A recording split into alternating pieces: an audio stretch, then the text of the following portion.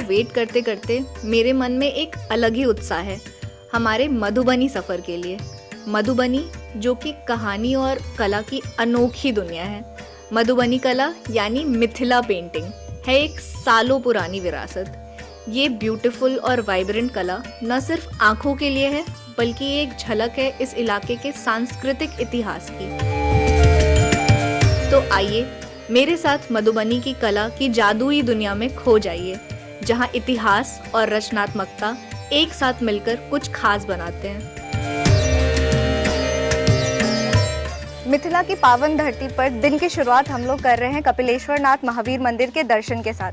आइए इस मंदिर के दर्शन करते हैं और आपको इस मंदिर की विशेषता बताते हैं। कपिलेश्वर स्थान शिव जी का मंदिर है। पौराणिक और ऐतिहासिक कथाओं के अनुसार कपिल मुनि ने स्वयं इस मंदिर को स्थापित किया था।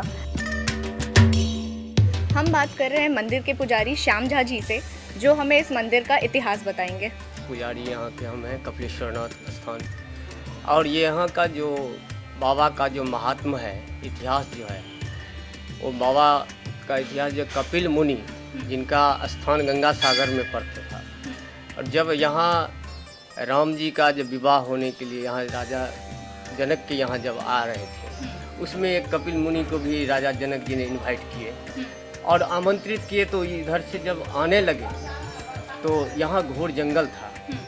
सीता स्वयंवर में जब जा रहे थे तो रात में यहाँ विश्राम किए। तो यहाँ जब विश्राम किए तो बाबा स्वप्न दिए, जो मैं यहाँ हूँ, बाबा हमारे स्वयंभू है, मतलब स्वतः जमीन से निकले हुए हैं, स्थापना नहीं है, इसलिए इनको जागृत मंदिर जागृत किए हुए हैं। कपिल मुनि द्वारा पहले पूजा हुआ, इसीलिए कपिलेश्वर नाथ इनका नाम पड़ा।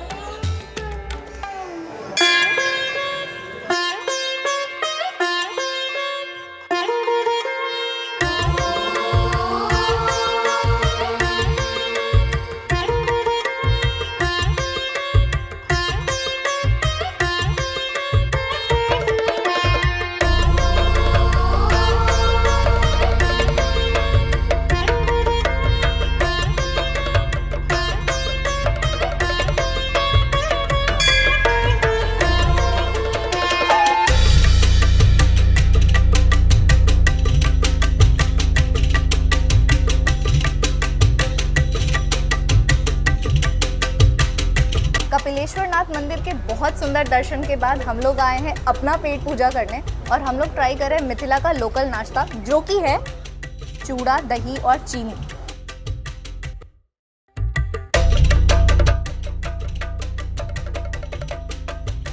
यहाँ इतनी बारिश हो रही है ना, और उसमें ये खा के तो मजा ही आ गया।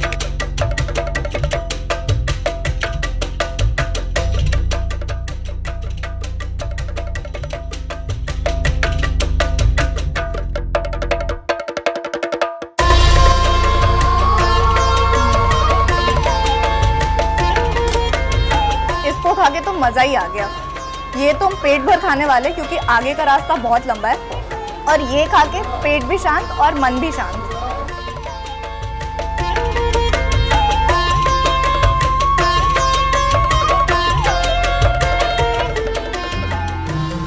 अब हम लोग आ चुके हैं सम्राट सभा, जो कि मिथिला समाज की शादियों के लिए जाना जाता है, और इसी जगह पे कन्या पक्ष के लोग वर का चुनाव करते हैं। हमारे इस तरफ है सम्राट सभा गाछी,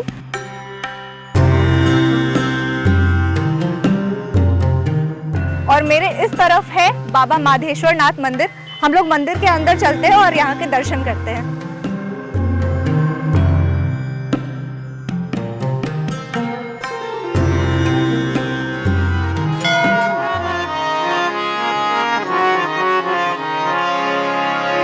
उधो बारी बयस बीतल जाए रे, कन्हैया के मनाए दियो ना। उधो बारी बयस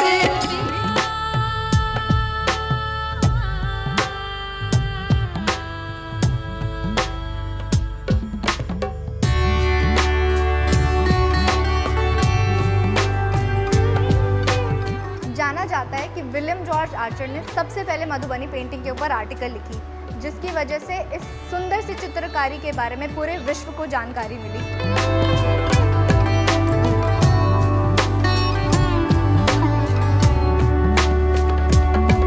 मिथिला के विभिन्न ने रामायण के समय से इस आर्ट का अभ्यास और इसको संरक्षित करते आ रहे हैं। तो चलिए इन्हीं से जानते हैं इस आर्ट के बारे में कुछ। नमस्ते दीदी। नमस्ते, आपका नाम? मेरा नाम है माका। अच्छा, ये जो आप पेंटिंग्स कर रही हैं तो इसमें हमको नज़र आया है कि आप औरत का चित्र बना रही हैं, फूल बना रही हैं। तो मधुबनी पेंटिंग्स में एक्चुअली बनता क्या है?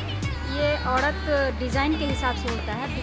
इसमें मोर भी बना सकते हैं, फूल भी बना सकते हैं, मछली भी बना सकते हैं, मतलब चिड़िया, पेड़ पौधा, जीव जंतु, पर्यावरण से भी लेकर के बना सकते हैं। हम लोग अपना दादा परदादा सबसे सुने हुए हैं कि ये पेंटिंग जो है राजा जनक जी के यहाँ से ही शुरू हुआ है। अच्छा। मिथिलांचल का ये सबसे बड़ा मतलब खासियत है कि हम लोग के घर में भी तीज त्यौहार होता है तो चावल का पिठाल बनाते हैं, उससे अल्पना बनाते हैं। चावल का क्या? चावल का पिठाल मतलब चावल को बारीक करके पीस लेते हैं पानी में, हाँ। और उसको अल्पना बनाते हैं। अच्छा। और उस पर पूजा करते हैं, या शादी होता है तब उसका अल्पना बनाते हैं, उसी पर शादी होता है। अच्छा। तो वही चीज़ हम लोगों ने वहाँ से उठा करके अपने बिजनेस में धीरे धीरे आना शुरू हो गया। मतलब कि पहले तो नहीं हुआ था, लेकिन बाद में जब बहुत सारा परिवर्तन होता है, जैसे जैसे आगे बढ़ने का ये होता है, उस हिसाब से पहले दीवार पे होता था, उसके बाद कागज़ पे आ गया, कागज़ पे आते आते अभी कपड़ा पर बन रहा है, हर चीज़ पे बन रहा है। तो आप लोग साड़ियों के अलावा और क्या क्या बनाते हैं? किस किस चीज़ पे पेंट करते हैं?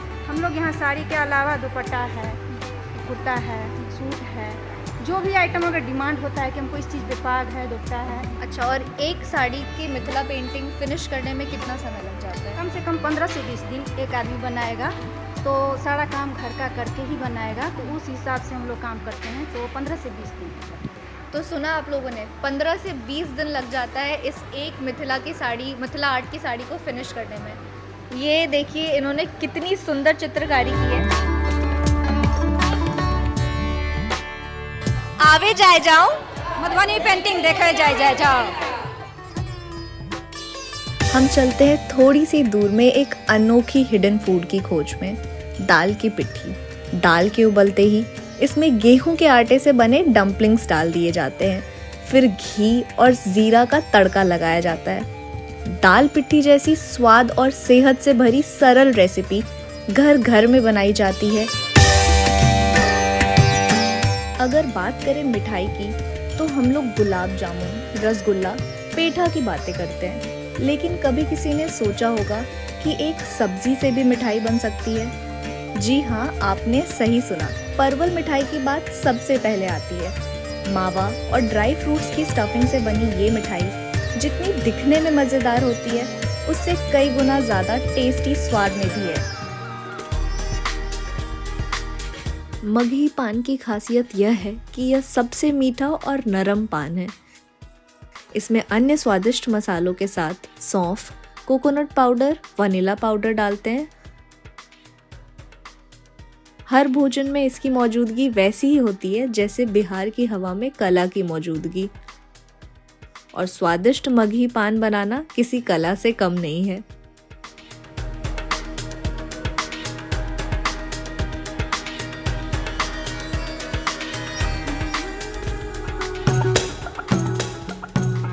हम लोग आ चुके हैं मिथिला हाट में। ये जगह मिथिला की आर्ट, कल्चर एंड फूड को पूरी तरीके से रिप्रेजेंट करता है। तो हम लोग देखते हैं कि यहाँ क्या क्या है।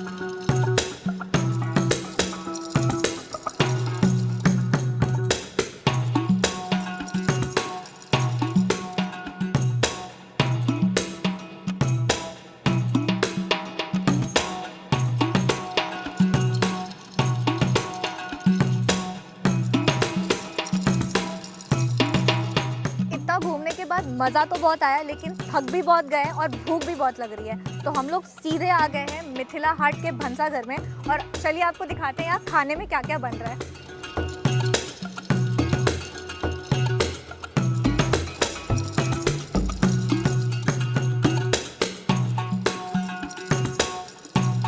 फाइनली हमारा खाना आ चुका है। क्या बात है, इतना सब कुछ। अच्छा, अभी डेजर्ट भी है। तो ये है हमारी डिलक्स रोटी थाली। आप देख सकते हैं कैसे पीतल की प्लेट में सर्व करा है, और इस थाली पे ना जो कुछ भी है ये मिथिला का लोकल डिश है। तो यहाँ पे है चावल के आटे की रोटी, यहाँ पे है आपकी मकई की रोटी, मरुआ की रोटी, आलू बरी की सब्जी, साग, आलू चोखा। डेजर्ट में हमारे पास मखाने की खीर है और खाजा।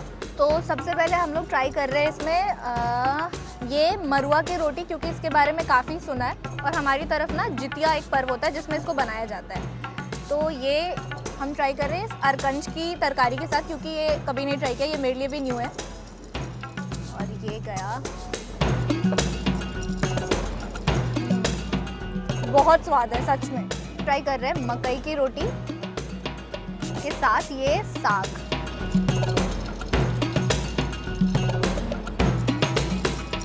ट्रस्ट मी, बहुत टेस्टी है। तो अभी हम ये सब फटाफट फिनिश करने की कोशिश करते हैं और आपसे मिलते हैं डेजर्ट पे। इतना स्वादिष्ट मिथिला थाली खाने के बाद अब बारी आ गई है मिथिला के फेमस डेजर्ट्स की। तो हम लोग शुरू कर रहे हैं दूध बगिया से।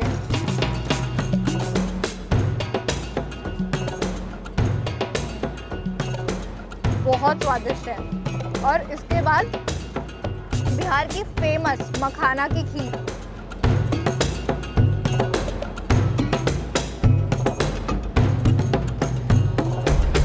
लाजवाब, मजा आ गया। आज का मेरा सफ़र जो महादेव जी के आशीर्वाद से शुरू हुआ वो सफल रहा। दही चूड़ा और रसगुल्ला से मन को जो शांति मिली, वही शांति मधुबनी की उन टैलेंटेड औरतों के अंदर दिखी जो कैसे अपने कल्चर को सफल तरीके से दुनिया के दूसरे कोने तक पहुंचा रही हैं। मिथिला के उस अनोखे 700 साल पुराने कल्चर से रूबरू होके वहाँ के खाने का जो लुत्फ लिया, उसका स्वाद काफ़ी लंबे अरसे तक भुलाए नहीं भूलेगा। आखिरी में इस सुहाने मौसम का अंत यहाँ कुल्हड़ चाय से, मतलब लाजवाब।